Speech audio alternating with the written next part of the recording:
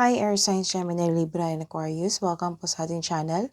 At ito ang inyong daily gabay tarot reading for September 12, 2023.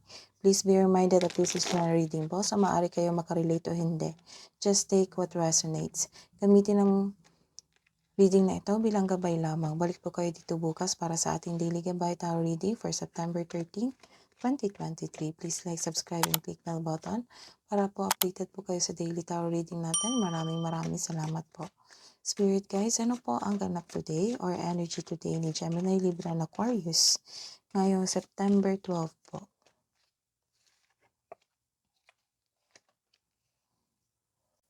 This is a reverse card. Nagkaroon po kayo ng self-doubt sa inyong sarili.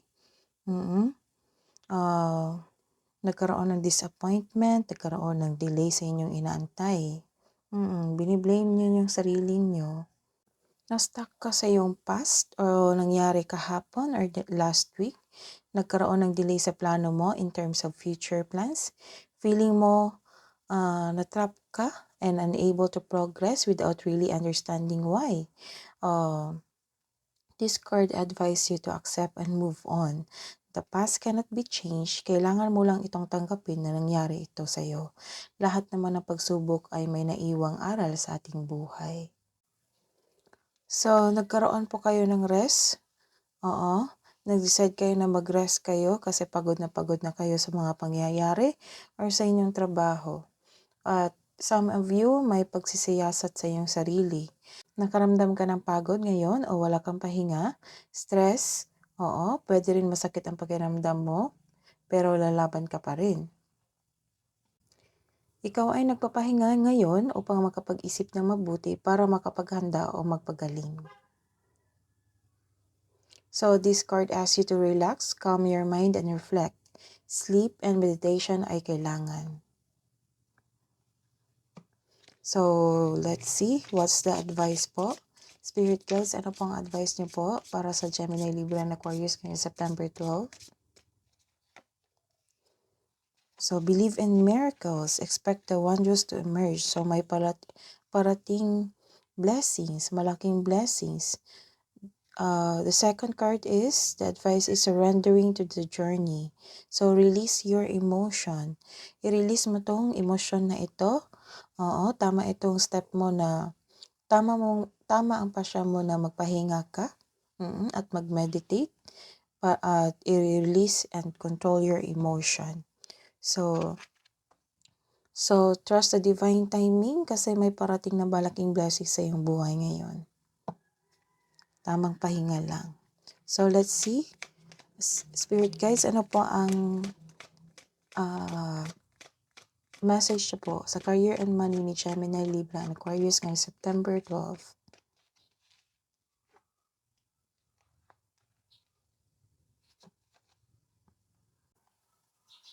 So, nagkaroon nga ng delays sa iyong pag-aantay. May inaantay ka, nagkaroon po ng delays, kaya disappointed kayo. This is the second card na nag-confirm na disappointed talaga kayo sa iyong inantay sa mga pangyayari. This is connected to your career and money. So, may inaantay kang pera o kontrata o about sa work nyo po. This is a reverse card again.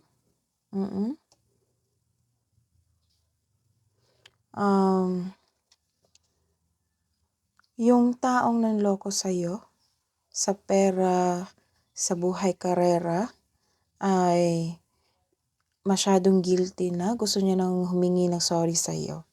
So, ilan sa iyo hindi nyo kayang mag-isa ang inyong trabaho o iniisip nyo ito na hindi nyo kaya.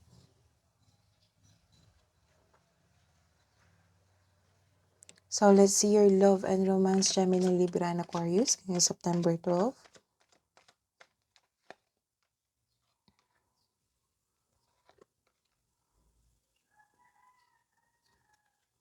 So, this is a reverse card again.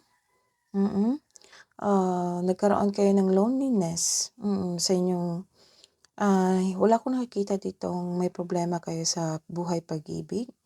Ang nakikita ko lang problema sa inyong sarili. Nagkaroon ng loneliness, isolation,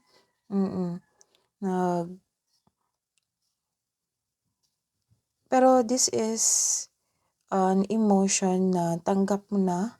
Oo, tatanggapin mo na yung nangyari. Tinanggap mo na yung mga delays na pangyayari. So, 1, 2, 3, 4. Nagkaroon kayo ng disappointment sa mga pangyayari sa buhay, karera, at kaperahan mo. So, naapektuhan na ayong sarili. So, this card tells you na, oo, 1, 2. This is a second card na nagkaroon ng takot kayo mag-isa. Bakit ganun? Ang kakilala kong Gemini, Libra, and Aquarius ay mga independent na tao. So, don't be.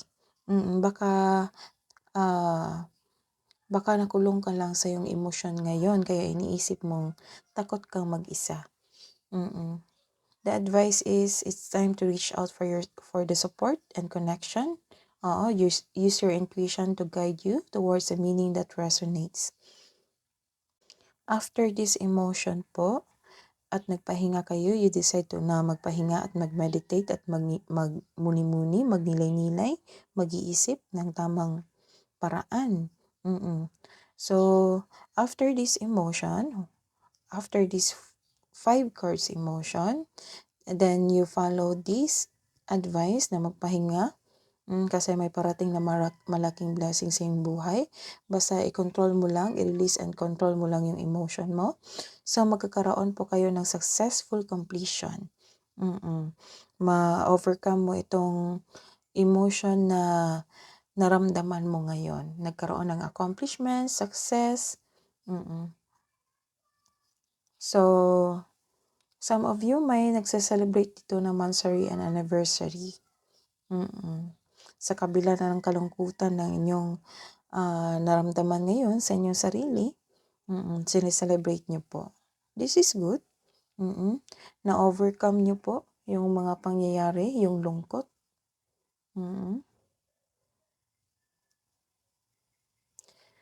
So, this card tells you na everything you have worked for is coming together. So, may resulta. May magandang resulta sa mga gawain mo. So, let's see. The love advice po para sa mga single.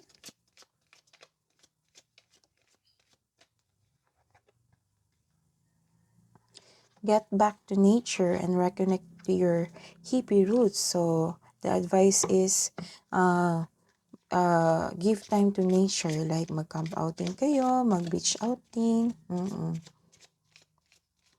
Tapos, mag-meditate kayo. Reconnect to the nature. Para sa mga may relasyon, ma-overcome nyo ang obstacles nyo. Look for ways around the obstacles to find happiness. That's the advice. So, let's see the hidden truth. Ano ang iniisip mo towards your person? Ano ang iniisip ng new person sa'yo? Para sa mga single. I hide behind material things. Para po sa mga may relasyon. So many things remind me of you. So, what's the love message po, Spirit Guides, para po kay Earth Signs, Gemini, Libra, and Aquarius ngayong September 12? Embrace. Through each other, you find the missing pieces. So, ano po ang kabuoang advice po para kay Earth Signs, Gemini, Libra, and Aquarius ngayong September 12? It's time to release negativity. So, this is the second card na this is the third card. 1, you are decided to rest, na mag-meditate, mag-iisip ng mabuti. And you are decided to reconnect to your intuition, to yourself, and to your energy. So this is a second card na release and control your emotion. And this is the third card na it's time to release negativity. That's an advice. So take this advice po. Archangels, angels, spirit guides, guardian angels. Ano po ang message nyo po kay Gemini, Libra, and Aquarius ngayong September 12?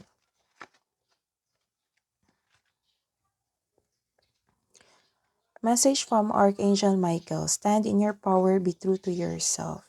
So, take this take this advice po para ma-achieve niyo po itong pangyayaring ito, success and abundance sa inyong sarili, sa inyong kaperahan at buhay karera. That is your reading today, air signs. Balik po kayo dito sa September 13 po, bukas. Please like, subscribe, and click bell button for notification para po updated kayo sa daily tarot reading natin.